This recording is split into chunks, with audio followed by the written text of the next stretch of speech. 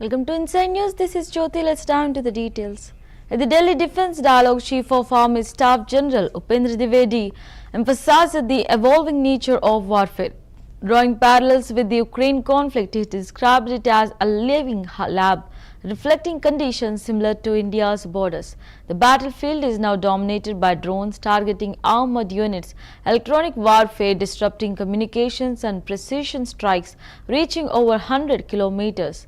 Information campaigns, he noted, often shape outcomes before combat begins.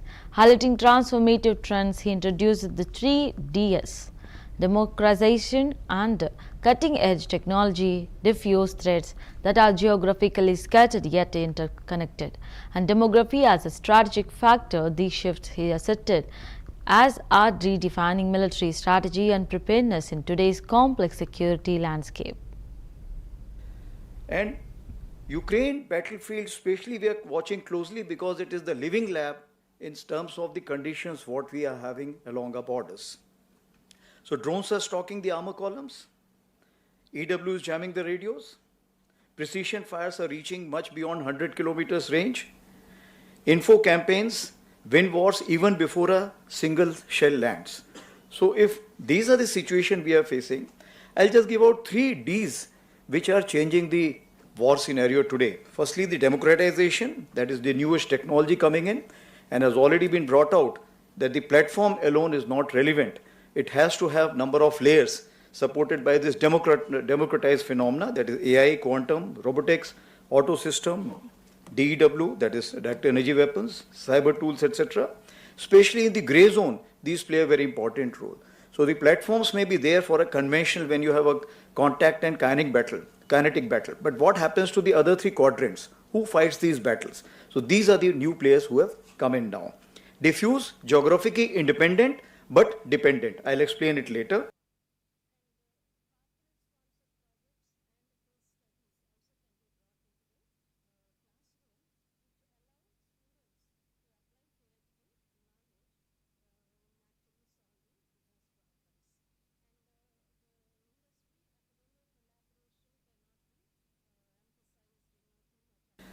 And Ukraine battlefield especially we are watching closely because it is the living lab in terms of the conditions what we are having along our borders. So drones are stalking the armor columns, EW is jamming the radios, precision fires are reaching much beyond 100 kilometers range, info campaigns win wars even before a single shell lands. So if these are the situation we are facing, I'll just give out 3Ds which are changing the war scenario today. Firstly, the democratization. Union Minister of State for Home Affairs Nityanand Rai described the high turnout in Bihar's second phase of polling as record-breaking, asserting that it reflected people's support for a Viksit Bihar and Viksit Bharat. He said voters trusted Prime Minister Narendra Modi, Chief Minister Nitish Kumar and the NDA's 5 parties, crediting 2 decades of governance for improvements in health, roads, education, irrigation and electricity. Rai predicted the NDA would secure more than a 2/3 majority. On women's participation, he emphasized that the pillars of development were women, youth, farmers and the poor. He noted women felt empowered to contribute socially and economically while youth trusted NDA to deliver jobs.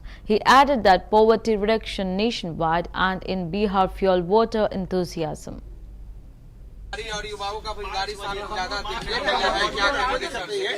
Record तोड़ मतदान बिहार विधानसभा 2025 के चुनाव में हुआ है और इसका स्पष्ट संकेत है कि विकसित बिहार और विकसित भारत के लिए लोगों ने मतदान किया है। बिहार के लोगों को माननीय प्रधानमंत्री श्री नरेंद्र मोदी जी पर भरोसा है। बिहार के लोगों को बिहार के मुख्यमंत्री श्री नीतीश कुमार जी पर भरोसा है और पांडव दल यानी एनडीए के 5 दल भाजपा, जदयू, लोजपा और रालोमो और हम के सभी साथियों पर भरोसा बिहार के लोगों ने जताया है।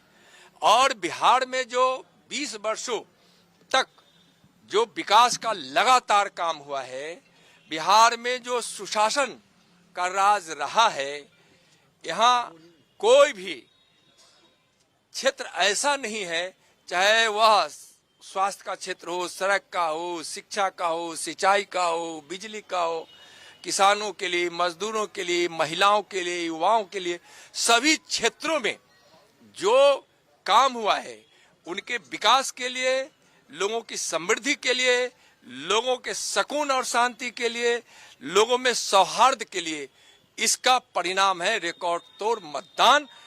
2/3 बहुमत से भी ज्यादा मत।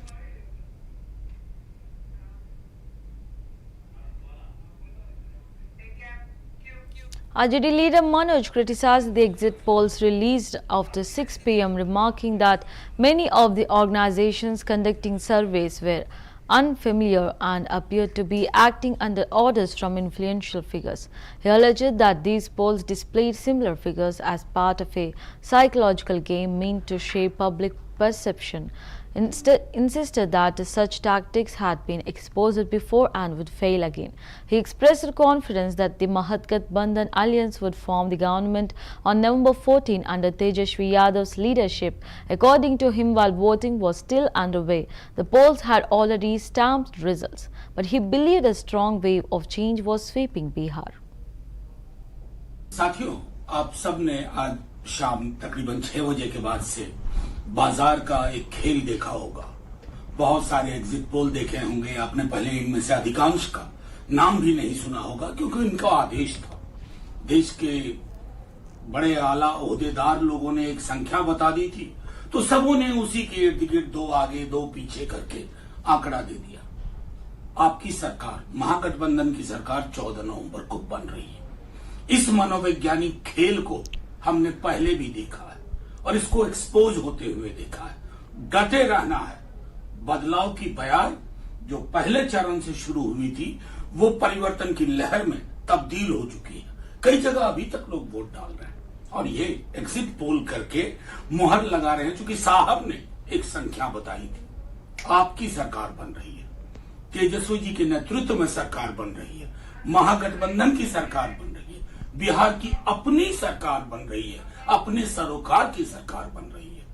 जिंदाबाद।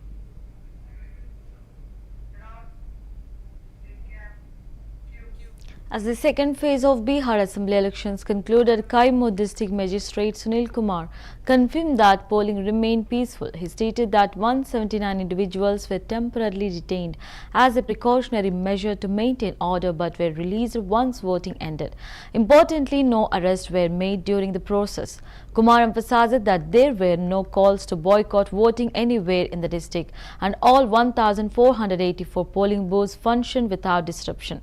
He noted that not a single booth reported boycott activity, underscoring the smooth conduct of elections in Kaimur. The district administration's proactive measures ensured that the polling process was carried out peacefully and without incident, reflecting strong voter participation and confidence. आज हमारे district में मतदान था और लगभग मतदान समाप्त हो चुका है। तो कुछ बूथ पे अभी भी लाइन लगा हुआ है और उन्हें छोड़कर बाकी जगह जो है समाप्त हो चुका है। और 5:45 तक जो है जो अभी तक जो हमें सूचना प्राप्त हुई है उसके हिसाब से 203 रामगढ़ विधानसभा क्षेत्र में 66.30%, 204 मोहनिया में 68.24%, 205 भभुआ में 66.92% और 206 चैनपुर में 67.41% मतदान हुआ है।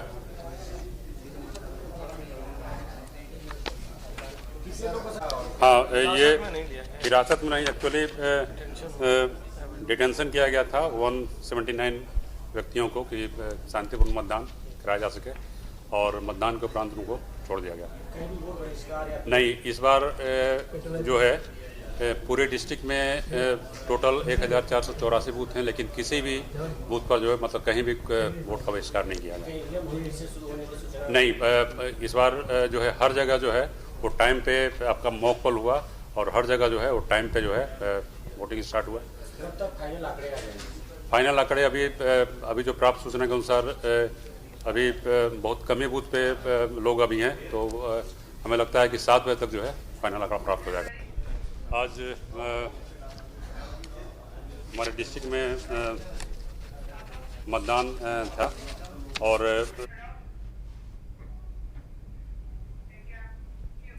Karnataka Deputy Chief Minister D.K. Shivakumar condemned the blast near Delhi's Red Fort that claimed 12 lives, urging the central government to ensure the perpetrators and swiftly are brought to justice. Addressing reporters, he stressed the importance of safeguarding the country's unity, integrity and peace against terror activities.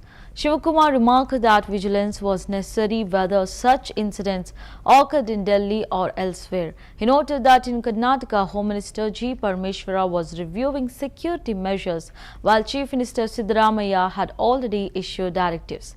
Emphasizing the need for nationwide preparedness, he said measures must be taken across the country to maintain peace and prevent further threats, underlining the government's responsibility to protect citizens. ನಾನು ಬೇರೆಯವ್ರ ಮೇಲೆ blame ಮಾಡೋದಕ್ಕಿಂತ blaming is not the solution. Protecting A common man and the image of the government is the solution. So blame ಮಾಡೋಣ, ಅದು ಬೇರೆ ಟೈಮಲ್ಲಿ ನಾವು blame ಮಾಡ್ತೀವಿ. ಈಗ ನಾವು ಬ್ಲೇಮ್ ಮಾಡೋದಕ್ಕಿಂತ ಫಸ್ಟು ಜಾಗೃತಿ ಕೊಡಿ, ಜನರ ಬದುಕನ್ನು ಜೀವನವನ್ನು ಉಳಿಸ್ಲಿಕ್ಕೆ ನಾವೆಲ್ಲ ಪ್ರಯತ್ನ ಮಾಡೋಣ. ಸೊ ಇವತ್ತಿಲ್ಲಿ ನಮ್ಮ ಕರ್ನಾಟಕ ರಾಜ್ಯದ ಏನು ವಸ್ತುಗಳನ್ನು ನಾವು ತಯಾರು ಮಾಡ್ತಾ ಇದ್ದೀವಿ, ಮೈಸೂರು ಸಿಲ್ಕಲ್ಲಿ ನಮ್ಮ ಸಿಸ್ಟರ್ ಬೊಂಬೈಲಿ ಇವರಲ್ಲಿ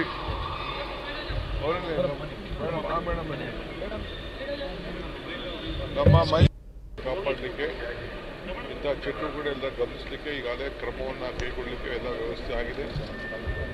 ಎಲ್ಲ ಟೈಮಲ್ಲೂ ಕೂಡ ನಾವು ಎಚ್ಚರಿಕೆಯಿಂದ ಇರಬೇಕು. ಕಾಂಗ್ರೆಸ್ ಪಕ್ಷ ಸಂಪೂರ್ಣವಾಗಿ ಇದನ್ನು ಖಂಡಿಸ್ತದೆ.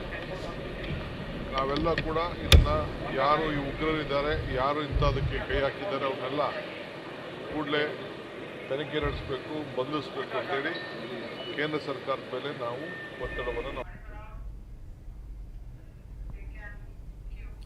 In Muzaffarnagar, Uttar Pradesh Minister Kapil Dev Agarwal strongly condemned the recent car blast near Delhi's Red Fort metro station. He was reported to have described the incident as deeply disturbing and unacceptable. According to his statement, such acts of violence were unsettling the fabric of society and contributing to a growing atmosphere of fear among the public. The minister emphasized the need for swift investigation and strict action against those responsible.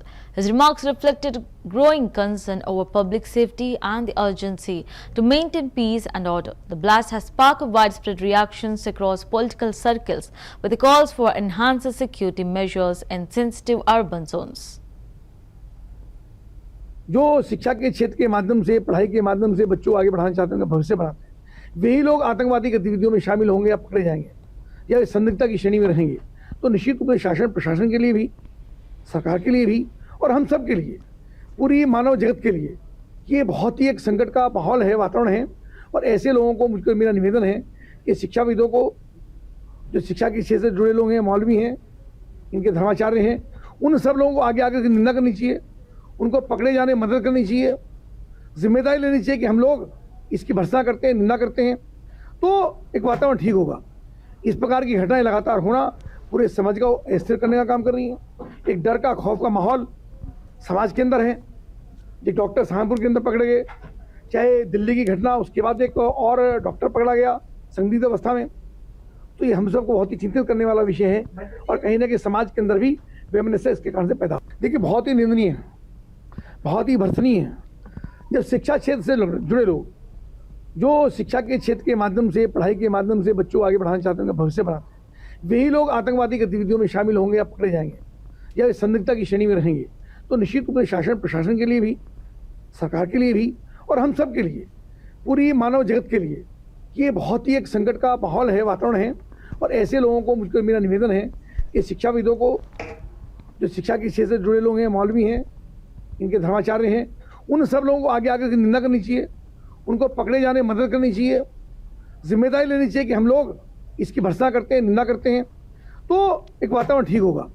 इस प्रकार की घटनाएं लगातार होना पूरे समाज को स्थिर करने का काम कर रही हैं। एक डर का, खौफ का माहौल समाज के अंदर है। एक डॉक्टर सहारनपुर के अंदर पकड़े गए, चाहे दिल्ली की घटना, उसके बाद एक और डॉक्टर पकड़ा गया संदिग्ध अवस्था में। तो ये हम सबको बहुत ही चिंतित करने वाला विषय है और कहीं ना कहीं समाज के अंदर भी वैमनस्य इसके कारण से पैदा हो। देखिए, बहुत ही निंदनीय है, बहुत ही भर्त्सनीय है जब शिक्षा क्षेत्र से जुड़े लोग, जो शिक्षा के क्षेत्र के माध्यम से, पढ़ाई के माध्यम से बच्चों को आगे बढ़ाना चाहते हैं, उनका भविष्य बढ़ाते हैं, वही लोग आतंकवादी गतिविधियों में शामिल होंगे या पकड़े जाएंगे या संदिग्धता की श्रेणी में रहेंगे, तो निश्चित रूप से शासन। In partner, Union Minister of State Nityanand Rai responded to the opposition's rejection of exit poll results, stating that their refusal is temporary. He remarked that while they may not publicly acknowledge the outcome, they internally recognize the truth. Rai expressed confidence that within a day or two, the opposition would come to terms with the public's mandate. He asserted that the voters have clearly conveyed their decision, and even opposition leaders are aware that defeat is inevitable. His comments reflect the ruling party's belief in a decisive electoral outcome and suggest that the opposition's denial is more political than factual. मान तो रहा ही है, दिल तो उनका मान ही रहा है, लेकिन वह नहीं मान रहे हैं। अब तो एक दो दिन की बात है, मान जाएंगे। जनता तो उनको समझा दी है और वह समझ भी गए हैं कि उनका सुपड़ा साफ। मान तो रहा ही है, दिल तो उनका मान ही रहा है, लेकिन वह नहीं मान रहे हैं। अब तो एक दो दिन की बात है, मान जाएंगे। जनता तो उनको समझा दी है और वह समझ भी गए हैं कि उनका सुपड़ा साफ। मान तो रहा ही है, दिल तो उनका मान ही रहा है, लेकिन वह नहीं मान रहे हैं। अब तो एक दो दिन की बात है, मान जाएंगे। जनता तो उनको समझा दी है और वह समझ भी गए हैं कि उनका सुपड़ा साफ। मान तो रहा ही है, दिल तो उनका मान ही रहा है, लेकिन वह नहीं मान रहे हैं। अब तो एक दो दिन की बात है, मान जाएंगे। जनता तो उनको समझा दी है और वह समझ भी गए हैं कि उनका सुपड़ा साफ। मान तो रहा ही है, दिल तो उनका मान ही रहा है, लेकिन वह नहीं मान रहे हैं। अब तो एक दो दिन की बात है, मान जाएंगे। जनता तो उनको समझा दी है और वह समझ भी गए हैं कि उनका सुपड़ा साफ। मान तो रहा ही है, दिल तो उनका मान ही रहा है, लेकिन वह नहीं मान रहे हैं। अब तो एक दो दिन की बात है, मान जाएंगे। जनता तो उनको समझा दी है और वह समझ भी गए हैं कि उनका सुपड़ा साफ। In Jaisalmer, Rajasthan, a Gen Dheeraj Seth Army commander of Southern Command was reported to have emphasized the strategic importance of the Maru Jwala exercise, describing it as a vital part of the ongoing tri-service Trishul exercise. He noted that the final phase of Maru Jwala reflected the culmination of 2 months of rigorous training undertaken by the Sudarshan Chakra Strike Corps. This included its principal unit, the Shabash Rapid Division, as well as specialized formations such as the Southern Command's Aviation Brigade, Electronic Warfare Brigade and Para Special Forces battalions. His remarks underscore the operational readiness and joint coordination capabilities of the Indian Armed Forces in high-intensity combat scenarios. तो ये जो exercise मरू ज्वाला, जिसका आप लोगों को सबको ये मौका मिला, इस मरू ज्वाला एक्सरसाइज जो अभ्यास हमने रची है, तो सबसे पहली बात मैं बताना चाहता हूं कि ये मरू ज्वाला एक्सरसाइज ओवरऑल एक्सरसाइज त्रिशूल, जो कि एक ट्राई सर्विसेज एक्सरसाइज है, उसका एक बहुत महत्वपूर्ण हिस्सा है। क्योंकि इस मरू ज्वाला एक्सरसाइज एक्चुअली पिछले 2 महीने की कार्रवाई का अंतिम चरण था।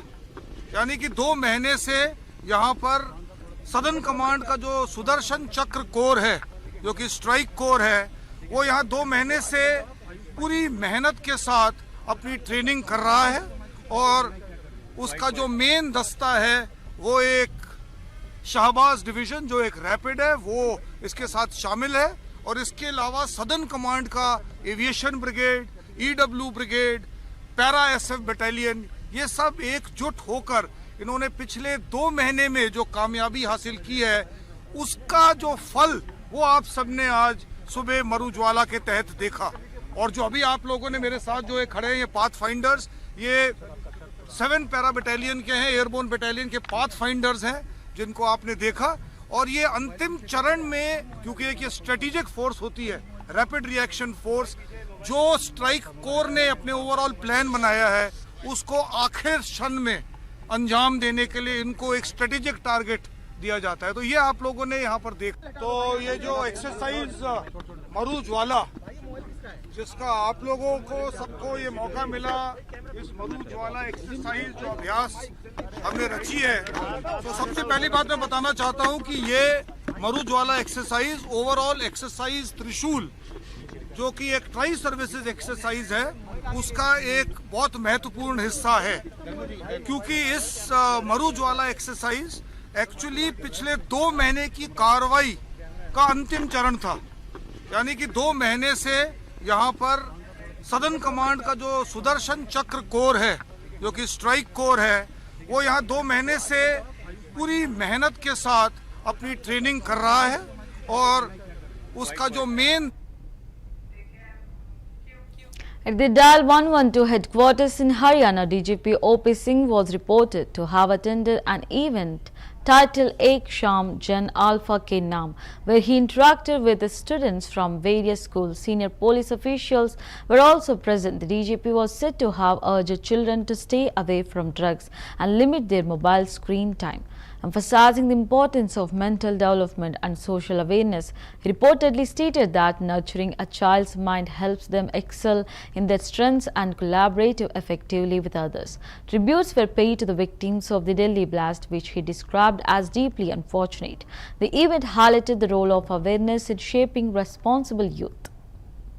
जो उनका निर्माण होता है उनका दिमाग का, जिससे कि जिस चीज में वो अच्छे हैं उसमें सर्वश्रेष्ठ बने, लोगों के साथ काम करना सीखे। तो इसके लिए अवेयरनेस जरूरी होती है। तो कई तरीके थे अवेयरनेस के। पुलिस के अफसर जाते थे स्कूलों में, तो हमें लगता था कि उनका काफी लर्निंग आवर खराब होता है, पूरा आधा दिन पढ़ाई का खत्म होता है उसमें। फिर हमने सोचा कि जो हेड बॉयज एंड गर्ल्स की एजेंसी है स्कूलों में, इनका अच्छा खासा प्रभाव होता है, इनको नामित किया जाता है, ये चुने जाते हैं, तो क्यों ना इनसे हम पार्टनरशिप करें। इनको हम जन अल्फा बोलते हैं, ये वीडियो जनरेशन है। इनसे पार्टनरशिप करके जो इनके काम की बातें हैं, इनके माध्यम से इनके उम्र के लोगों तक पहुँचाए। ये जो हम उसको गैप बोलते हैं कि जन अल्फा प्लेटफॉर्म है, तो इसका हम स्टेट वाइड एक नेटवर्क बनाएंगे। और जो भी इनकी काम की बातें, चाहे इनको ड्रग्स से दूर होने की बात है, स्क्रीन टाइम कम करने की बात है, और जो है कि जो लोग ठीक से लोग नहीं है उनसे दूर रहने की जो उनकी प्रवृत्ति है, तो वो सब जो हमारा पुलिस सेंट्रिक और सेफ्टी सेंट्रिक मैसेजिंग है, इन्हीं के माध्यम से करने की सोच रहे हैं। देखें कल की घटना थी, बड़ी दुर्भाग्यपूर्ण थी। और उसके बाद आप सोचें कि हजारों पुलिसकर्मी हरियाणा में, पूरे हरियाणा में जो हाई अलर्ट का प्रोटोकॉल है अभी जारी है। जितने भी सस्पेक्टेड हाइड आउट्स हैं, जो उनका निर्माण होता है उनका दिमाग का, जिससे कि जिस चीज में वो अच्छे हैं उसमें सर्वश्रेष्ठ बने, लोगों के साथ काम करना सीखे। तो इसके लिए अवेयरनेस जरूरी होती है। तो Prime Minister Narendra Modi alongside Bhutan's king and the 4th Drug Gyalpo jointly inaugurated the Kalk Chakra empowerment ceremony in Triumpo. The event, rooted in Tibetan Buddhist tradition, symbolizes peace and spiritual awakening, held during PM Modi's visit to Bhutan. The ceremony coincided with the 4th king's 70th birth anniversary and the Global Peace Prayer Festival. This shared moment highlighted the enduring cultural and spiritual bonds between the two nations. The visit also saw the inauguration of the 1020 megawatt Punat Sangchu 2 hydroelectric project, reinforcing India-Bhutan energy cooperation. Through this engagement, India reaffirmed its commitment to regional harmony and its neighborhood-first policy, blending diplomacy with a deep cultural reverence.